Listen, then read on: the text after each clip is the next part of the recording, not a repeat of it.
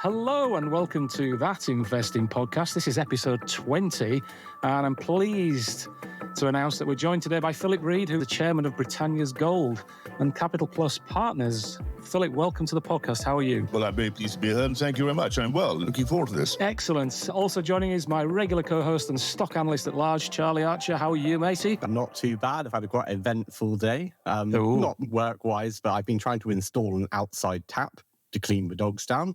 In the summer, they get covered in dirt, and I'm pleased to say I'm almost successful. Bit of a leak, we're almost there. Good lad. Well, I threw my dog in the paddling pool earlier, and because he was a right state. But that's what you get when you have Labradors and all that kind of thing. So, Philip, thank you very much for joining us. Can you tell us a little bit about your background and how you actually became chairman at Britannia's Gold? Yes, I sometimes wonder. Originally, curiously, I was sitting in a lunchroom in Zurich, in a private bank in Zurich, which my brother-in-law took me to. And the man in charge said, we have a rather interesting customer coming in, who I know you'll find interesting because he knew my great loves were naval history and the sea. And this man joined us for lunch. And he was a man who'd been privately financing a variety of salvages, not for the usual Spanish galleons, which we all talk about off the South American coast, but for something I had absolutely no awareness, which was in fact wrecks lost in World War I and World War II, which had been sunk by U-boats, all carrying substantial amounts of gold, predominantly the US, to pay for capital goods, arms, foodstuffs, etc. I had no idea of the extent and the enormity of this traffic in both world wars. And of course, the great virtue was these wrecks were relatively modern. But because, in fact, gold was secret, whereas, for example, silver was not, there was tremendous lack of knowledge as to which ships were actually carrying gold and where the gold was on those ships. And that was the great challenge.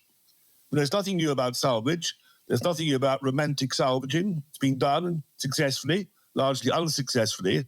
But this was very specific. And I was intrigued. They had an enormous amount of research. I came back to London, and in fact, my younger son's housemaster was in fact chairman of the UK Naval History Society. I took him the research. He was astounded by it. He took me to the National Maritime Museum. They were astounded by it. And I thought, we have something here. And as a result, I thought, this is something I very much want to pick up and run with. But I knew from day one, there would be considerable cynicism in the city as to the merits, demerits, what have you, what most people see as some type of pipe dream. So from day one, I got on side the big battalions, lawyers, accountants, trade partners, credibility, and have been off on that ride ever since. And so that's really how it started, quite perchance. Wow. As all great conversations are, or on the golf course, or in the garden drinking rosé wine. So what does Britannia's Gold do exactly? Quite simply, what it does is utilizing its enormous archives of research, which have been gathered worldwide, and not largely, curious enough, in Britain. Most archives in Britain were destroyed, either by bomb damage or indeed intentionally by the government post-war. And I perhaps could discuss what might have been the reasoning behind that. But in fact, as a result, our researchers who are worldwide, who are all actually rather curious individuals, who don't come up much in daytime, I can assure you, but they all share knowledge. And the great bulk of our information has been found in archives, for example, in Washington, in Cape Town, Bombay, from whence the gold was being transported, Halifax, Canada. And putting it all together, coupled with gold reports emanating from the Bank of England during the war, we can actually get to a situation where we can largely say all points to this ship carrying that load of gold. And what we have is we have a detailed matrix whereby we tick off every contributing factor. And as long as we score probably 98 plus, we think that is a valid target.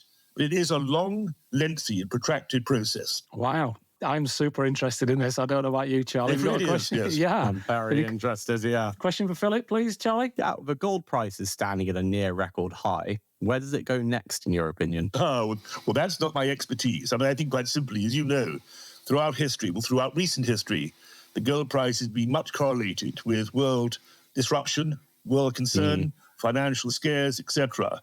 I mean, curiously of late, given what's happened in both Ukraine and elsewhere, the gold price has been actually disappointingly static.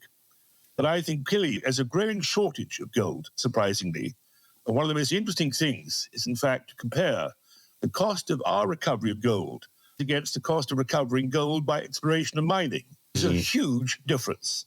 So, in fact, increasingly gold is hard to find and hard to extract. Whereas, of course, we have a huge amount under the sea, which is, in principle, there in great quantities. But where the gold price goes, Charlie, I really don't know. One thing I would say, I think we're safe in saying it ain't going down. No. It's already down. It's down there. Yeah.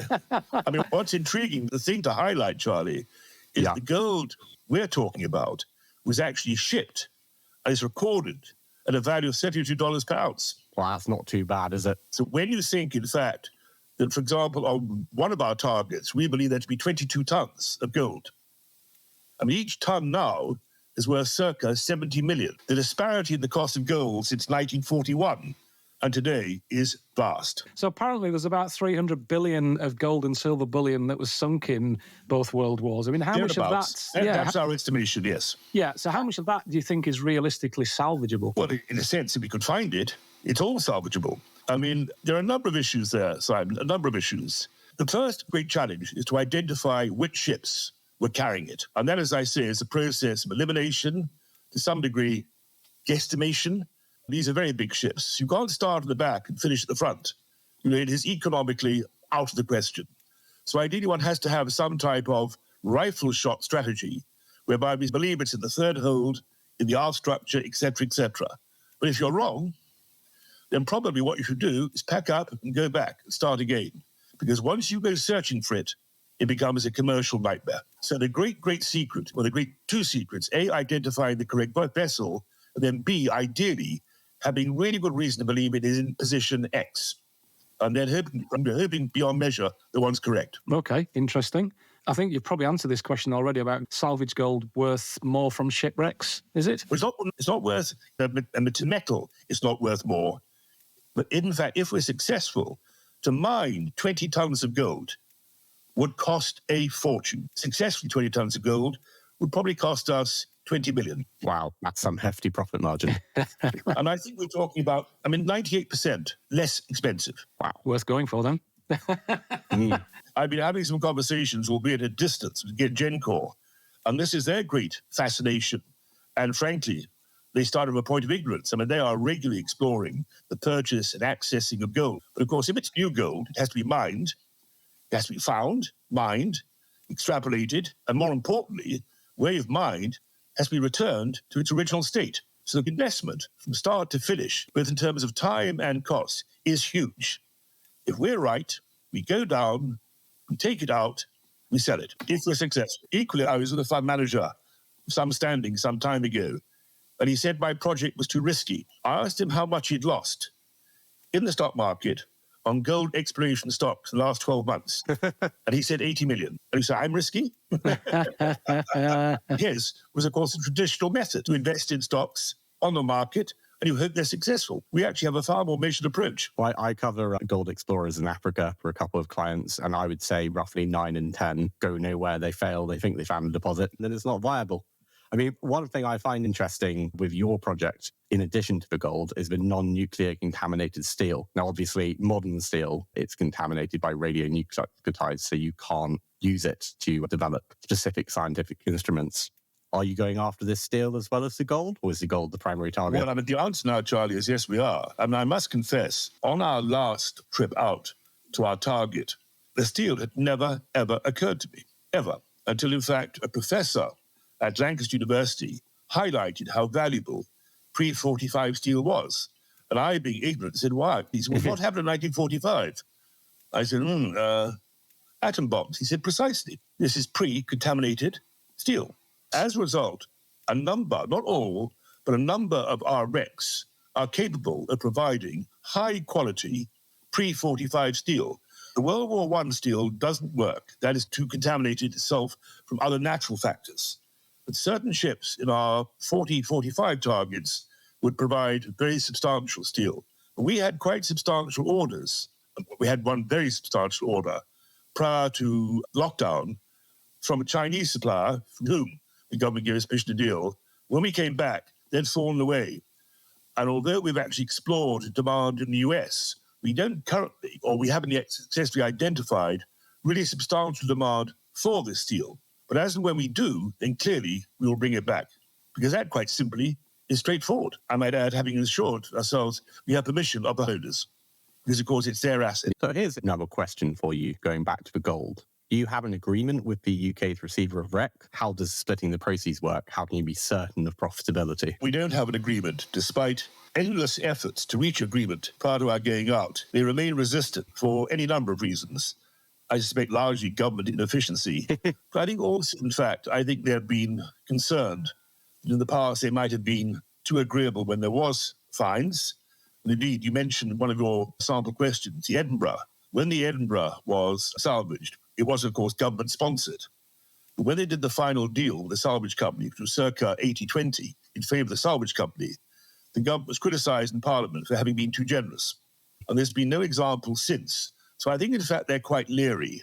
But there have been other examples, and the ratio has always been no worse than 70-30. So although we have no agreement, we are presupposing our share will be of the same quantum. And in discussions with the government, they've never disavowed me of that. They haven't agreed with it. They've never disagreed with it. So that's our supposition. And all our calculations, all our forecasts, the potential return, start there, 70-30. So what I can't help but think of is, imagine this scenario.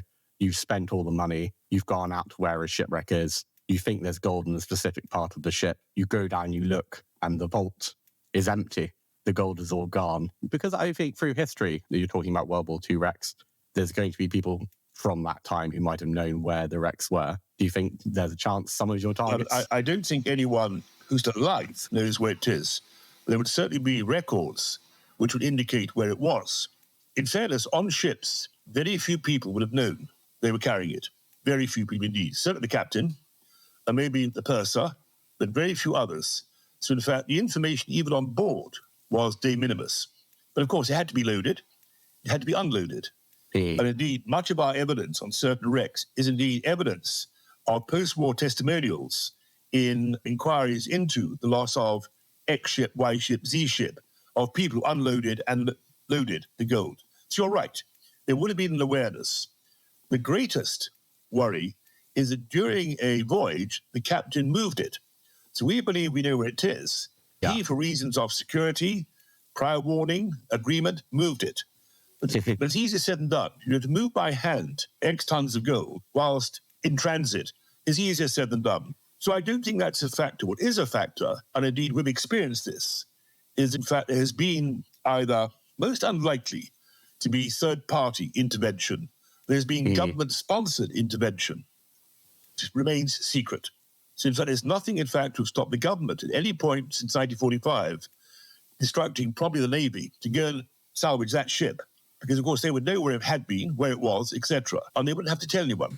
And we've actually experienced that once. Interesting. So, I mean, if I was to research and discover the location of a shipwreck that I was confident that held wartime gold, could I sell that information to you on a success fee basis? You could.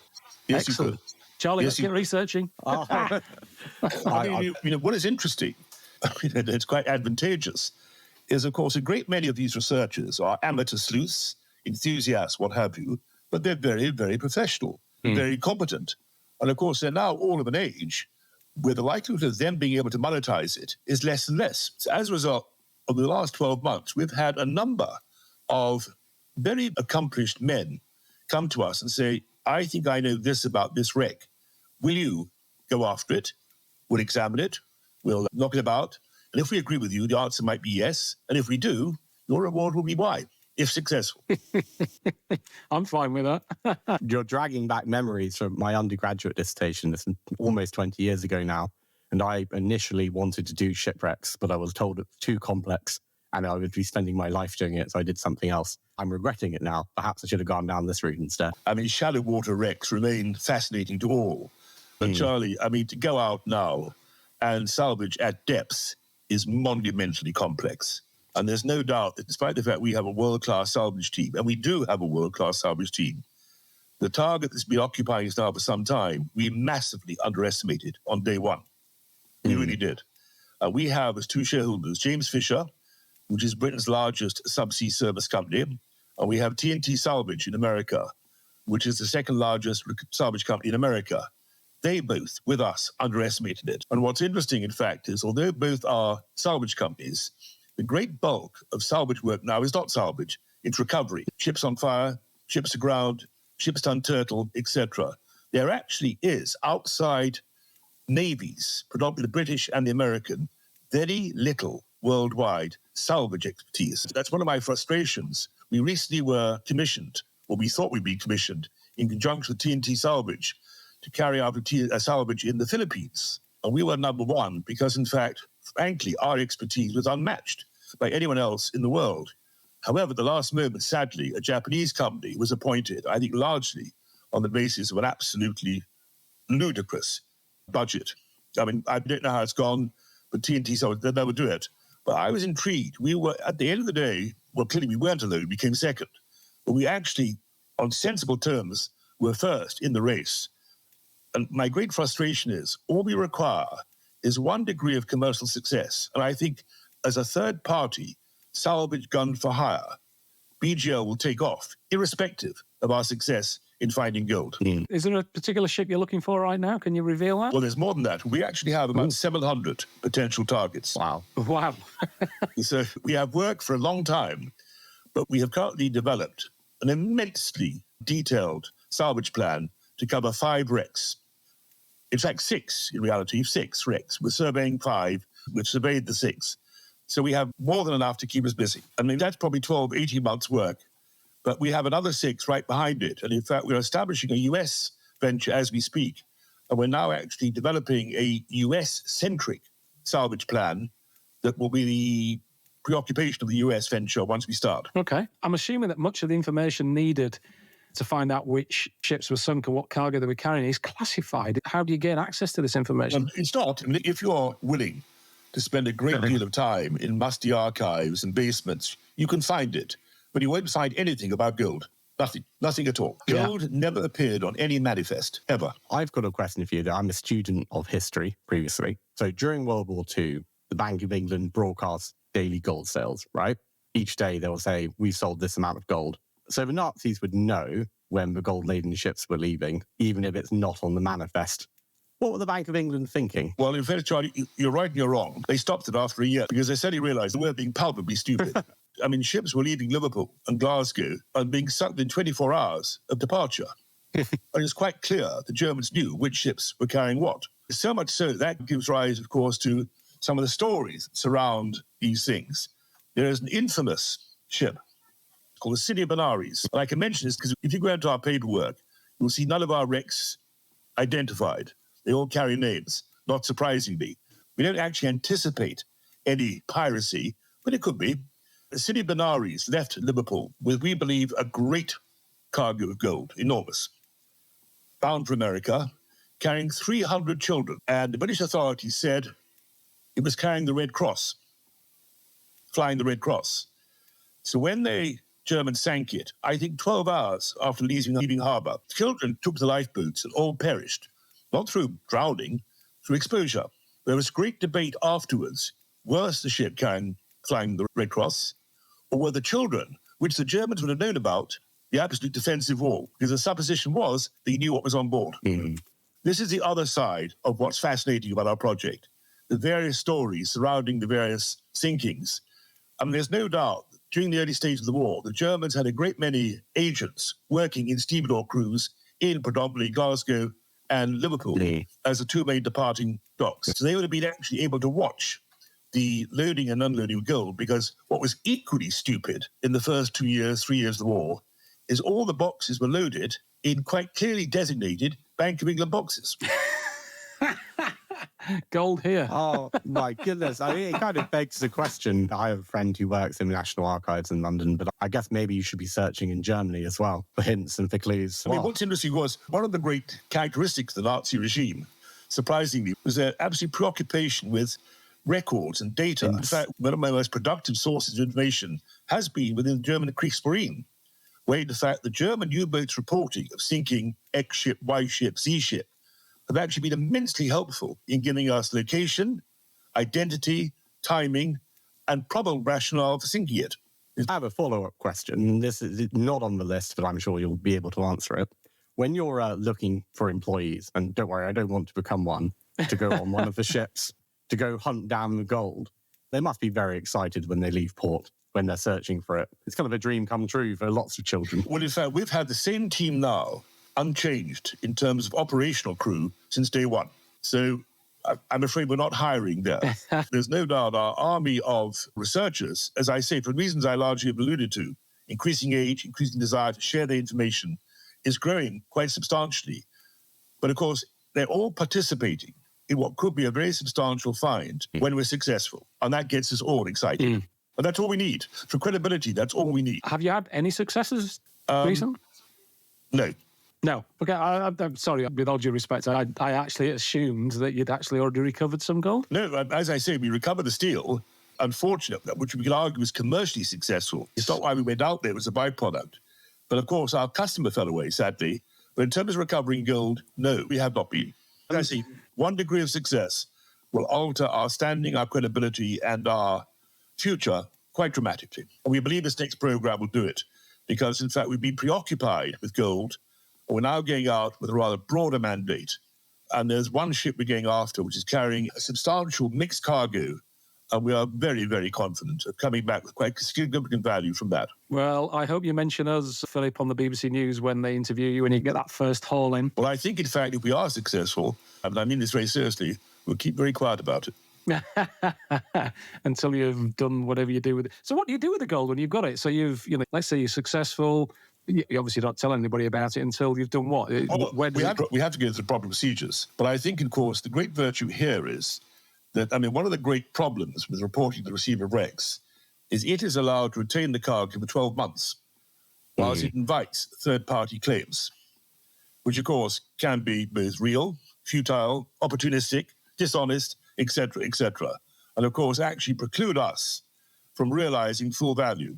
On day one, we're allowed to recover all our salvage costs on day one without any delay at all. But the override, we could be delayed. The great virtue we have is all of these ships were insured under the War Risk Program. Quite simply, Lloyd's could not afford to continue insuring these ships who were being sunk every second Thursday. They couldn't do it. So as a result, the government, in effect, reinsured them. So we now know who owns the cargo. So it's most unlikely we'll have any viable third-party claim. It's owned by the government. So I think, in fact, as a result, we'll report immediately and settle, I would suspect, quite quickly. Yes, and you mentioned the 70-30 split there, was that? Yes. So what will physically happen to that gold then, after the 12 months? It will be sold into the market, which is it's a hugely liquid market. Enormous. So we'll have no difficulty whatsoever in realizing best price for it at all. One of the most interesting consortiums that potential investors we've had was a group of 7 smaller Swiss refineries who had great difficulty in the everyday market securing sufficient gold to satisfy their needs. They got together to, in fact, finance, in a sense, their own expedition. It's a fascinating market. It is. So will you publicly announce it once you've been paid by the government, your 70-30 split, 12 months afterwards? I suspect then, Simon, we will want some small kudos. With social media as it is, having reported to our shareholders, I can't believe not one of them will put it out somewhere. Yeah. Well, we'll look forward to that day. Certainly. A large amount of gold flooding the market on one day. I should imagine it will make the news regardless. We went to Ireland to have discussions with the Irish authorities because, of course, agreement with the Irish authorities as to our procedures is vital because we're operating in the Irish economic zone. And we had what we thought were highly confidential talks in Dublin. When we left the following day, the Irish Times printed our entire discussion. so, we must be discreet. No one else is. Can we ask you one last question about your role at Capital Plus? Well, Capital Plus is a small, bespoke, proprietorial, FCA regulated vehicle. We do corporate finance, corporate advisory, fundraising, and listings. We've just joined the London Stock Exchange. We're now an approved Standard, Aquis, and AIM broker, which I'm thrilled about. Sometime we were sort of marking time, to be honest. During the pandemic, during the lockdown, quite sure how to differentiate ourselves in what is undeniably a crowded market. But I think we now have a highly, highly clear activity. We don't lack for network. We don't lack for contact. We don't lack for opportunity.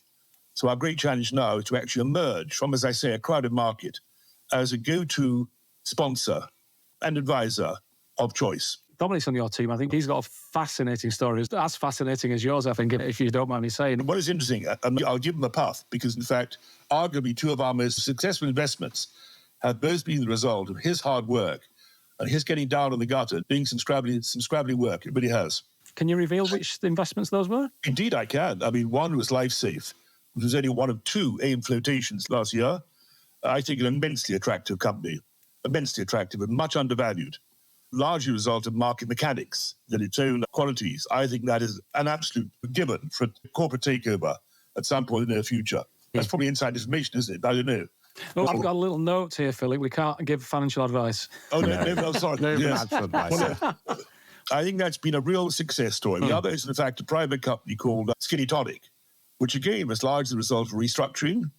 And I think our in price is probably 3/8 of a penny. Its latest fundraising, I think, was at £14.74.